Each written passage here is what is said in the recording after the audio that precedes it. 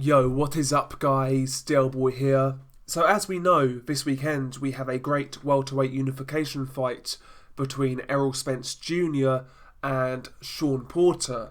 I've been paying close attention to the build-up of this fight, and I wanted to touch on a certain topic. And that topic is whether Errol Spence Jr. is being underrated by a certain section of boxing fans. Now, there are certain people out there who really bang the drum for Errol Spence Jr. I've seen people call him the next Marvin Hagler. I've seen a lot of people overinflate his standing on pound for pound lists, things like that. So there are people out there who rate this guy very highly and maybe actually give him too much credence when you actually consider what he's achieved so far in his career. His fan base is quite, in your face and abrasive, and as a result, that results in another section of boxing fans pushing back against Errol Spence Jr. and basically writing him off, calling him a hype job and saying that he sucks. And that is mainly out of disdain for his fan base. And I just believe that is a short-sighted attitude that people should really be able to push aside when analysing a fighter and analysing how good they are and what potential they have. But unfortunately, a lot of people can't do that, and as a result, I've seen a lot of people underestimate Errol Spence Jr., push him aside and brush him off as a hype job. Honestly, I don't think they can be more wrong. Now, don't get it twisted. I'm not sitting here saying Errol Spence is unbeatable or that he's perfect, because he's not. He's got flaws like any other fighter. But I truly believe this man's potential that he's not fulfilled yet is, quite substantial. And right now he is one of the best fighters in American boxing, if not the best fighter in American boxing. And I expect this man to be the number one welterweight in the next 12 to 18 months. I think he is the best welterweight in the world. If all of these guys fought each other tomorrow, I believe Errol Spence Jr. would come out on top. Now, I could be wrong, but that is just my opinion. I see a special fighter there. And some of the criticisms I see for Errol Spence, I think are a little unfounded or maybe misplaced. The main one I hear is that Errol Spence Jr. is basic. Now, I guess it depends on how you define basic. To me, if we're talking about a product, for example, a basic product, what is that? Something that is simple, something that works, something that is efficient and is functional. That's what basic means to me. And Errol Spence Jr.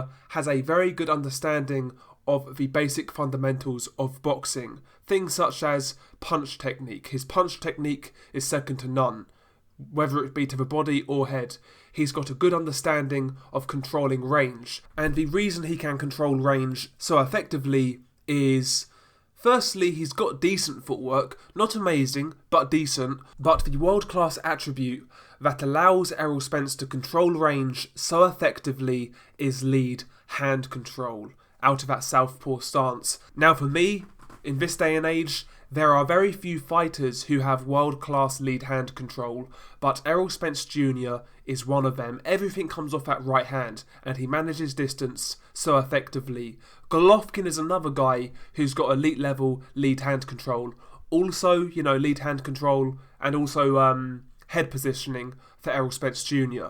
So the lead hand control, the distance control, in my opinion, is Errol Spence Jr.'s best attribute and a genuine world-class part of his game. On top of that, great punch variety, combination puncher, like I mentioned, good punch technique, excellent body puncher. He's comfortable at all ranges, whether it be on the inside, he's very effective. He's outstanding at mid-range, and he's competent on the outside. Also, Errol Spence Jr., in my opinion, is a subtle counter-puncher. We saw that at times in the Kell Brook fight. And one more aspect of his game I really rate, and we saw this in the Kell Brook fight, and I think we could see it in the Sean Porter fight. When Kell Brook was clinching Errol Spence Jr., Kell Brook was the stronger man, and at times he was pushing Errol Spence back and manoeuvring him. But people actually really misread those clinches, and they gave Kell Brook far too much credit for what he was doing. I saw people say Kell Brook bullied Errol Spence Jr. Yeah, he moved him around, but look what was happening in the clinch. What did you notice? Errol Spence Jr. has a great skill of always keeping a hand free in the clinch, and he will always work. Was Errol Spence Jr. losing the Kell Brook fight after 6? Yes, but people really ignore the work he did in the first half of that fight, particularly in the clinches. He done some great work with that free hand. And, that was something Shawn Porter couldn't do against Kell Brook. Kell Brook's clinches completely neutralised Shawn Porter. Never did the same to Errol Spence Jr. It really didn't, So that's another aspect of Errol Spence's game I really rate. His inside game, his clinch game, how he works in the clinch, things like that. And I could see us seeing something similar in the Shawn Porter fight, because I'm pretty sure there will be some clinching in this fight. And I'm definitely looking out for Errol Spence doing some more of that body work in the clinch, uppercuts to the solar plexus with that left hand, or hooks to the liver, hooks under the armpit, subtle little shots. But when you continually throw and land those shots, it adds up, as we saw in the Kell Brook fight.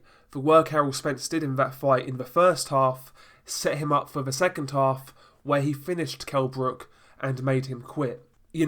Going into this Porter fight, I'm really excited. I think it's a great fight. Shawn Porter, tough man, top 5 in the division. I'm sure he will give Errol Spence Jr. some problems, but in the build-up to this fight, I've noticed a few people, kind of downplay Errol Spence Jr. a little bit too much for my liking. Like I said, I'm not sitting here saying he is the complete article. I'm not saying he is a perfect fighter, because he's not. He has flaws, he has weaknesses. Defensively, he does get hit, particularly if you punch with Errol Spence Jr. He is there to be hit, and, he's got a few flaws, but, there's no perfect fighter. For me, what Errol Spence Jr. does well, he does very well, and he does have genuine world-class attributes, and I expect him to showcase that in his coming fights, starting with the Shawn Porter fight. Sometimes I think boxing fans have short attention spans, or not even that. They've been conditioned into thinking one style of fighting is superior to others. If a fight is not slick, with crazy upper body movement, with super fast feet and super fast hands, then he's got no skill, or his style isn't as evolved and effective as said slick fighter. And I think Errol Spence Jr. sometimes suffers with that, if I'm being honest. With Errol Spence Jr., I see a fighter who is fundamentally sound, with genuine world-class attributes, and he does things that he just doesn't get credit for. And I see this in the comparisons with Crawford, because Crawford is seen as this master boxer who can't be hit, who can't be touched. I couldn't disagree more. And I might make a video about that in the future. But listen, the people out there who are underrating Errol Spence Jr. or writing him off, don't let his hardcore fanboys put you off. Don't let his hardcore fanboys blind you for what he is. Again, this is my opinion, but I think you're really missing out on a great fighter. Ultimately, I think the guy has a very good skill set. He's got a great style to watch, and I think he can only really get better. And obviously, these are just my opinions. Maybe Errol Spence Jr. loses to Shawn Porter and I look like a complete dick. But it is what it is, I'm not going to wait to put out this video. I believe in the guy's skill set. I think the guy is genuine world class. And, I just think, from a certain fan base, he, gets overlooked or pushed to the side because of his own fan base, because they are quite abrasive. But another set of fans kind of underrate this guy because of his style, because it's not the most slick. He doesn't have the quickest hands. He doesn't have the quickest feet. He doesn't have crazy upper body movement or defensive reflexes. So these guys also push Errol Spence Jr. aside. But listen, there's more than one way to skin a cat. And I think Errol Spence Jr.'s method is very effective. And I'm sure we will see that in the coming months, coming fights. I believe Errol Spence Jr. will prove to be the best welterweight in the world. They are my 2 cents. Hopefully you guys enjoyed this video. If you disagree, share your thoughts below. If you agree, share your thoughts below. If you are somewhere in between, guess what? Share your thoughts below. Hopefully you guys enjoyed this video. Peace.